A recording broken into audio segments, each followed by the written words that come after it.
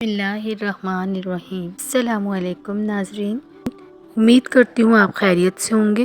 इस वीडियो को शुरू से आखिर तक ज़रूर देखिएगा। रमज़ानुल मुबारक के बारे में अल्लाह ताला हमें एक बहुत अहम बात बता रहे हैं। पता है क्या? ये कि रमज़ान इतना मुबारक महीना है कि इसमें सब शयातीन जकड़ दिए जाते हैं। सो हमें इन शयातीन से पाक दिनों में वक्त गुजारने की तैयारी करनी चाहिए। अल्लाह ने भी हमें इस महीने की बेहतरीन तैयारी का हुक्म दिया है, लेकिन सबसे पहले हमें ये जानना चाहिए कि हमें रमज़ान की तैयारी क्यों करनी है। ये सिर्फ़ हुक्म इलाही है और रोज़ा रखना ही सिर्फ इस रमज़ान का मकसद है, या इसमें कोई हिदायत से भरपूर हिकमत छुपी है।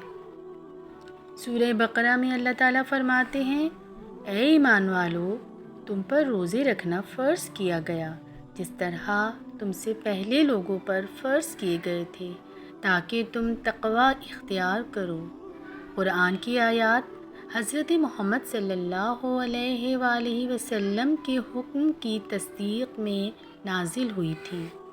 जब हज़रत मोहम्मद सल्लल्लाहु अलैहि वसल्लम मदीना हिजरत करके गए थे, सो देखा कि यहूद के यहाँ आशूरा का भी रोज़ा रखा जाता है। तो आप सल्लल्लाहु अलैहि वसल्लम ने फरमाया कि हम मुसलमान इसके ज़्यादा मुस्तहिक़ हैं। सो आप सल्लल्लाहु अलैहि वसल्लम ने अयाम बीस यानी हर माह के 3 रोज़े रखने का हुक्म दिया था। इसकी तस्दीक़ में ये आयत नाजिल हुई थी। अगली आयत में ही इन अयाम के लिए अल्लाह ताला ने अयाम मअदूदत का लफ्ज़ इस्तेमाल किया, यानी गिनती के चंद दिन।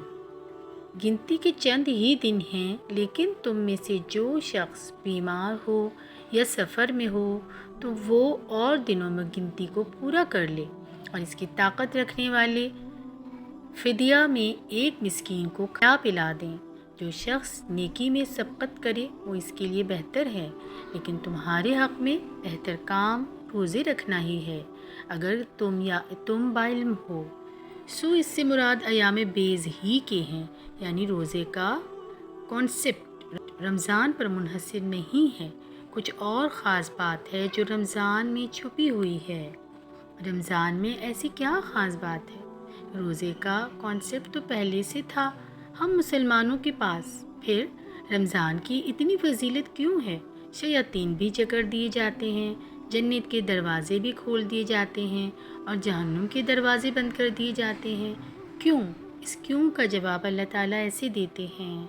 रमज़ान का वो महीना जिसमें कुरान पाक नाजिल किया गया, लोगों के लिए हिदायत बनाकर और हिदायत और हक़ व बातिल के दरमियान इम्तियाज़ की रोशन दलीलों के साथ।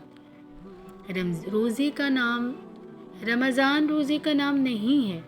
रमज़ान तो दरअसल उस जश्न का नाम है कि जब अल्लाह ने आसमानों से ज़मीन पर हमारे लिए और फ़ुरक़ान उतारा था। जन्नत के तमाम दरवाज़े खोल दिए गए थे, शयातीन जकड़ दिए गए थे और मुक़द्दस कुरान को इस ज़मीन पर उतारा गया था। किसके लिए? अन्नास के लिए। इस अन्नास में से जो भी हिदायत, बैनात और फ़ुरक़ान चाहता है, और अगर ये तीनों चीज़ें बिला किसी रुकावट यानी शैतान के वसावस से भी आज़ाद होके हासिल करना है, तो क्या अता किया गया है ये रमज़ान। इस रमज़ान का मकसद सिर्फ़ रोज़ा नहीं है, रमज़ान का मकसद कुरान है। सीधा सीधा आसान तरीक़े से किसी भी रुकावट के बग़ैर अपने क़ल्ब तक पहुँचाने का ज़रिया। और इस ही महीने में रोज़े क्यों फ़र्ज़ किए गए? क्योंकि रोज़ा नफ्स को भी कुचल देता है, नफ्स की हलाल ख्वाहिशात को भी रोज़ा रोक देता है। बचने का सिर्फ़ किससे हुक्म है?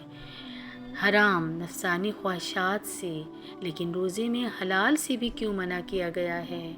खाना पीना नफ्स की ख्वाहिश है, लेकिन रमज़ान में इनसे भी बचने का हुक्म दिया गया है, क्योंकि इस महीने में अल्लाह चाहता है कि हम हर तरह से परफेक्शन को पहुंच जाएं। हम 2 चीज़ों के मजमूए से मिलकर बने हैं, नफ्स और रूह। اللہ تعالیٰ نے رمضان میں ایک طرف تو روح کو بہت زیادہ پاورفل روح کی غذا دینے کے لیے قرآن اتارا ہے، پھر دوسرا کام اللہ نے نفس کا کھانا روکنے کا بھی حکم دیا ہے، یعنی نفس زیرو رہ جائے، اور جب نفس زیرو ہو جائے تو پیچھے کیا رہ جائے گا؟ روح جس کے پاس مسلسل ہدایت، بیبا اور فرقان کا نزول ہو رہا ہے، تو کیا ایمان کا ہائیسٹ لیول نہیں مل جائے گا؟ تو آئیے ہم بھی مل کر اس رمضان سے زیادہ فائدہ اٹھانے کی کوشش کریں۔ تو ہم نے بھی سب سے پہلے کام کیا کرنا ہے؟ ہم نے اپنے رمضان کے پلان سیٹ کرنے ہیں۔ آپ کا سب سے اہم پلان کیا ہونا چاہیے؟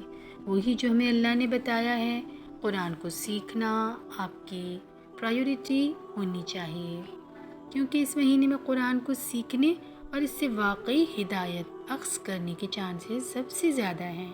اور سب سے بڑی خوشی کی بات یہ ہے کہ وہ شیطان جو ہم سے